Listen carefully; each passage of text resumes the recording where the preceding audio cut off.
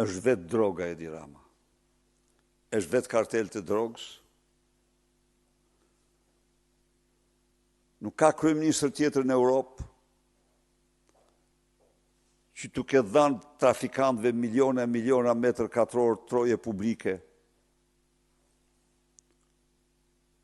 Shqipëria sot është lavatrishja më gjigande e kontinentit të parave të drogës. Treguesi i ndërtimit në Shqipëri është 3 herë më i lartë se sa treguesi mesatar i ndërtimit në Bashkimin Evropian. Ndaj dhe dënoj me forcën më të madhe këto qëndrime të papërgjegjshme, përpjekjet të turpshme Edi Ramës për të akuzuar vende partnere në mënyrë që të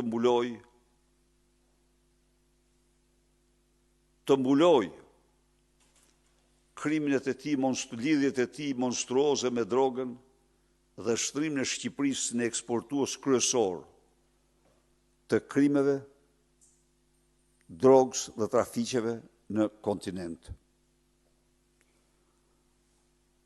Përsëri vazhdon censura 100% e plot dhe totale e si kur ndonjëherë për Ballukun dosjen e saj.